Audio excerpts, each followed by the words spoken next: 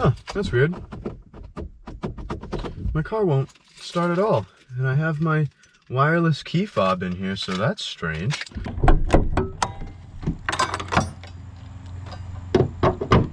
Oh, there you guys are. So this is a 2019 Ford Escape, and it's a relatively nice vehicle. Pretty spacious, roomy.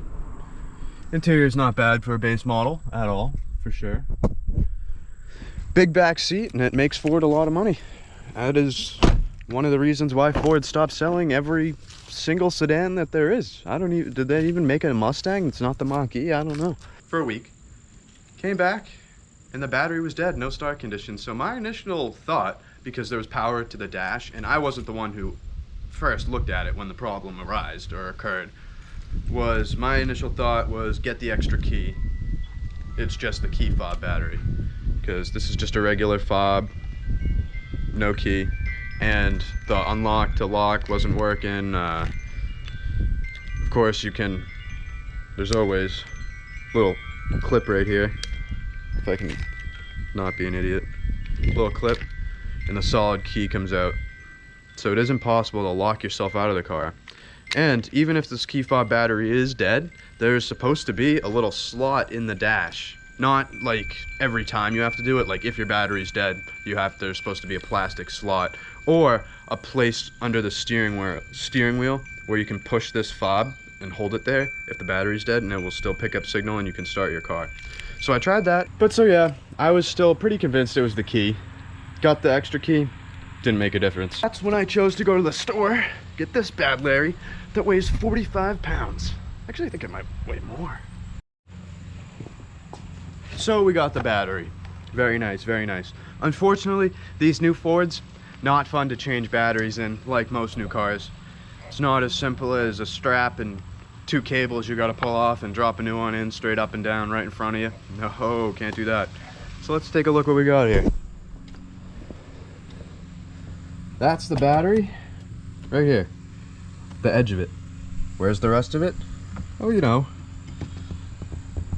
back in there. You think I could just get my Sawzall out and we'll cut a hole right here and just extract her? But unfortunately, it is an 8-step process to get this battery out of here. And it starts out, it is simpler than it looks. I mean, it's pretty self-explanatory if you're looking at it. You gotta get this out of the way, then there's a flap, this slides down, cable's off, and the battery slides out. There are people that take the windshield wipers off, like disconnect this one and disconnect that one, and then pull this plastic right here off and lift it up. And that, even then, it's still kind of hard. You have to like wiggle it to the side because the windshield comes down still like here, which isn't like... Anywho's, that's not how you're supposed to do it. If you look up the Ford actual factory directions of replacing a battery for a 2019 Escape, which I did, it's actually 2013 to 2019. This is the correct way that a Ford battery dealer, any professional who was doing it, you brought your car to them, this is how they would do it. So this is your air box right here. Start out, you're gonna have 4 8mm. 1, 2, 3 down there, 4 right there.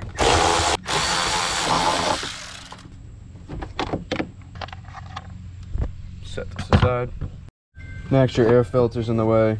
Pop this guy out, set him to the side. There's no bolts holding the bottom part of the air box in right here, so it's kind of just a pull. There is, however, a sensor, wires, and where is it? This clamp right here. You have a mass airflow sensor right here, right past your air filter. You're just gonna push the clip in. That guy pulls out. You can leave your vacuum line right here. You can leave that on. And then you just have to get a screwdriver and slide this. It's a regular hose clamp. See the screw? Right there. So you loosen that and then this will pop out.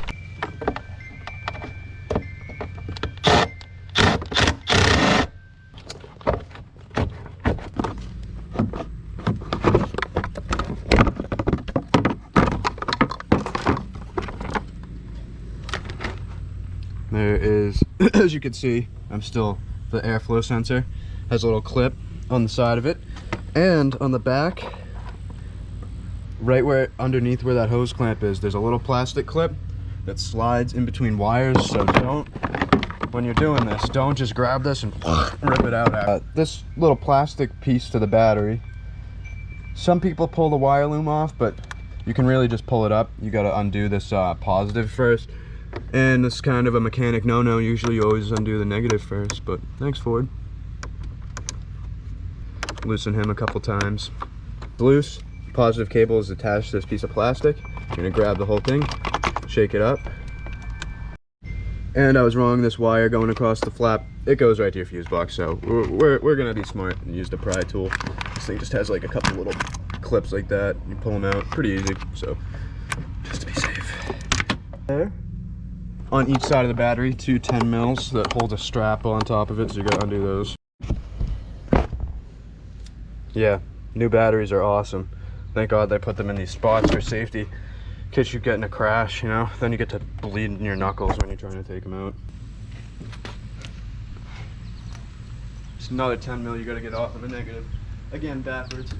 Usually, you're always supposed to take the negative cable off first, but whatever. This is really why they don't want people working on their own cars anymore. They make it such an annoyance on purpose, because legally they can. Technically, they have to make it so the consumer can work on their car and bring it to any repair shop they want. They can't force them to a dealership, but they can, and they will keep trying to.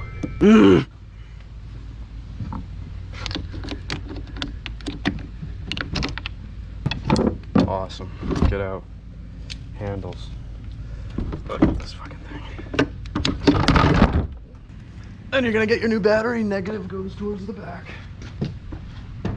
Drop it into place here.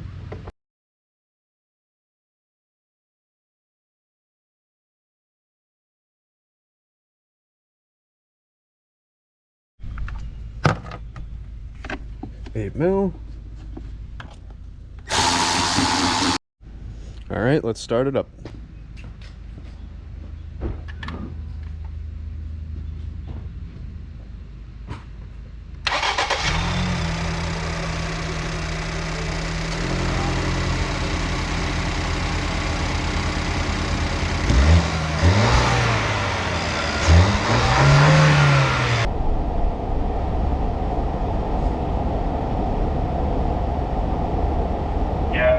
Hey, how's it going? Supposed to leave the yard at 12:30. What do you have? Washing machine and an exhaust system from a truck. That'll be quick. Yeah, I'll be quick. 2 seconds. The last name? First name? Robert? Robert? Yep. All set. Thank you. Thank you.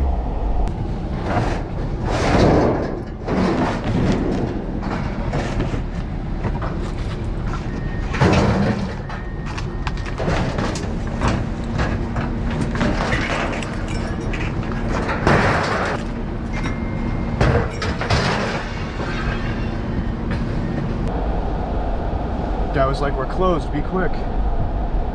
What, she's gonna be like, you put that in the wrong pile. We'll see. But